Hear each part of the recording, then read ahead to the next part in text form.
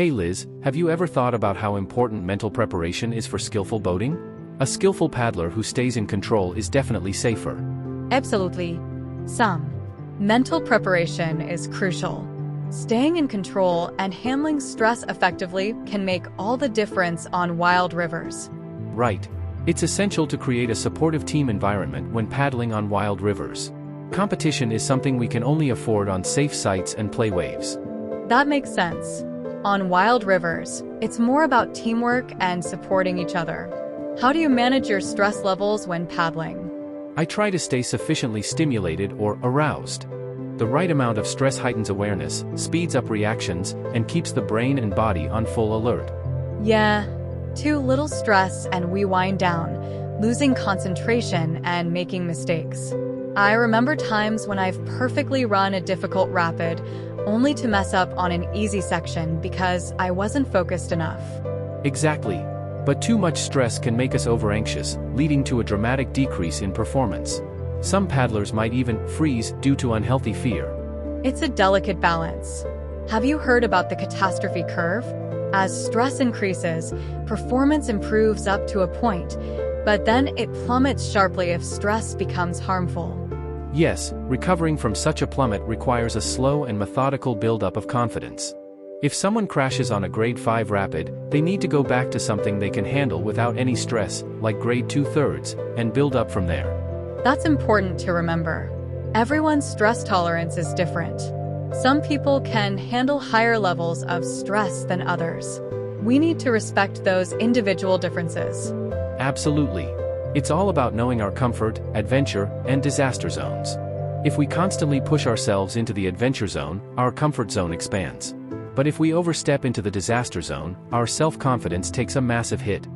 Can you explain a bit more about these zones? Sure. The comfort zone is where we feel at ease and safe. It's the level of stress we can handle without feeling anxious at all. If we stay only in this zone, it shrinks over time because we're not challenging ourselves. That's true. Then there's the adventure zone, right? Exactly. The adventure zone is where we feel challenged but not overwhelmed. This is where growth happens. By frequently stepping into the adventure zone, we expand both our comfort and adventure zones. The closer we get to the outer edge of this zone, the quicker we improve our skills and anxiety control. And the disaster zone is the one we want to avoid? Yes, the disaster zone is where anxiety turns into uncontrolled terror. If we misjudge our abilities or let others pressure us into situations beyond our skill level, we cross into this zone. It can lead to a significant blow to our self-confidence and shrink our comfort and adventure zones dramatically. That sounds like a crucial concept to understand. So, coping with stress effectively involves knowing our zones and staying mostly in the adventure zone without crossing into the disaster zone. Exactly. Coping with stress is key. We need to develop mental preparation strategies that suit our individual needs and gradually expose ourselves to more challenging situations to increase our stress tolerance. And managing habituation carefully is vital. Developing a ritual for pre-paddling activities can help calm us down. Routine and familiarity can be very reassuring. Definitely. Music can also play a role. Listening to soothing music helps lower stress levels, while energetic music can help psych up those who need more stimulation. I've also found that physical warm-ups can have a calming or stimulating effect, depending on how they're done. Gentle, slow warm-ups are calming, while fast, frenetic warm-ups can increase arousal levels. That's a great tip. I also practice breath control exercises from yoga. They help relax and reduce physical and mental tension. Visualization exercises right before running a rapid can make a big difference too. Visualization is so powerful. Seeing yourself successfully navigating a rapid in your mind can really prepare you mentally and physically. If you can't visualize a successful outcome, it's probably best not to run the rapid. Absolutely. Experienced paddlers use mental rehearsal to visualize the sequence of maneuvers and strokes needed.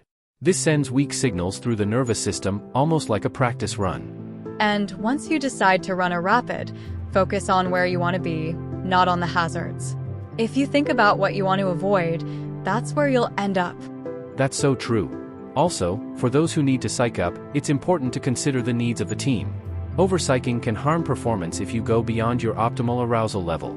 Agreed. Warming up properly is essential too.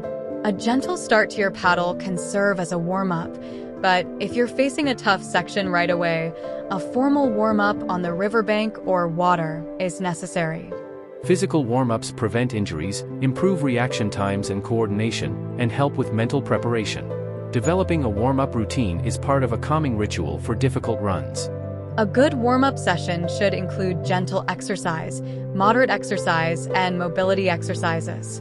Each part prepares the body for the demands ahead. For example, neck and shoulder exercises, trunk rotation, hamstring stretches, and wrist exercises can be done on the bank or in the boat.